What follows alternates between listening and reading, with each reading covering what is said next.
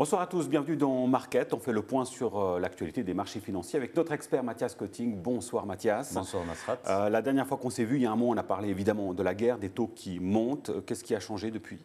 Alors, la guerre en Ukraine, c'est toujours d'actualité, les taux qui montent également. Le taux suisse à 10 ans est remonté de 0,2% depuis un mois. Donc on est toujours dans un environnement où les marchés financiers bougent plus que d'habitude.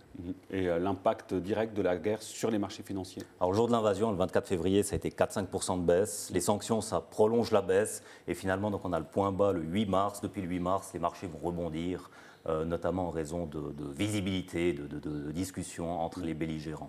Ce qui est à retenir là, c'est vraiment que les bourses, elles remontent alors même que la guerre n'est pas terminée.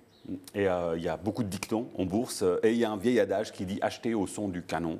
Et vendre au son du clairon, c'est ce que disent les investisseurs les plus expérimentés. Ils le disent parce qu'historiquement, c'est une bonne stratégie.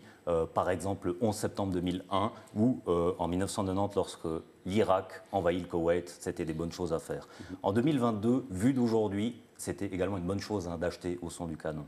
Conclusion, on sait que les émotions elles peuvent prendre le dessus dans le domaine des investissements, mais ça c'est vraiment quelque chose à laisser de côté pour rester rationnel, analyser les situations de façon factuelle, sans émotion. Alors on le voit, les prix du pétrole, du gaz aussi qui montent en flèche. Est-ce que ça risque de provoquer une récession?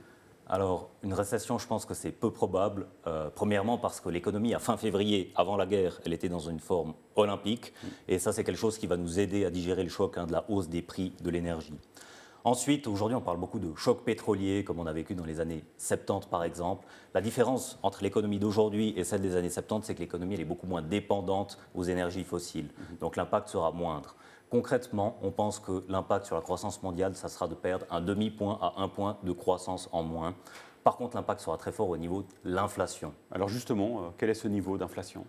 Alors, il faut bien comprendre, l'impact de la guerre, ça change vraiment la chose pour l'inflation. L'inflation va être plus élevée. L'impact, on le voit, c'est les taux à 5-10 ans qui montent. C'était même symptomatique durant ce dernier mois, étant donné qu'on avait la guerre, une période de stress, et finalement donc, les taux n'ont pas baissé, les taux sont même remontés. Donc les pressions inflationnistes prennent le dessus à l'heure actuelle. Et c'est la raison, j'imagine, pour laquelle la Fed, la Banque centrale américaine, a augmenté ses taux d'intérêt à court terme. Précisément, c'est la première hausse de taux depuis 2018. Il faudra s'attendre à d'autres hausses encore cette année aux États-Unis. Le but, c'est freiner la demande et faire baisser la pression sur les prix. Oui. Et est-ce que ça signifie qu'on verra bientôt la fin des taux d'intérêt négatifs en Suisse? Alors je pense que c'est peu probable, en tout cas pour cette année, pour deux raisons. Premièrement, l'inflation elle est plus basse en Suisse par rapport à l'international, premièrement. Et deuxièmement, on a vraiment le franc suisse qui est toujours très fort, donc peu probable. Et comment, Mathias, vous vous positionnez actuellement dans le portefeuille des clients? Alors on reste investi au niveau des actions.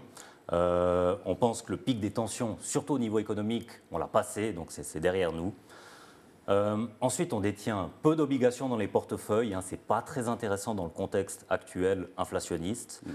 Finalement, on profite toujours de certaines opportunités d'investissement qui se présentent en période de crise comme celle qu'on est en train de vivre à l'heure actuelle. Merci beaucoup, Mathias Cotting, pour vos explications. Si vous avez des questions à poser à Mathias, vous écrivez à l'adresse mail qui s'affiche en bas de votre écran. On se retrouve le mois prochain pour un nouveau numéro.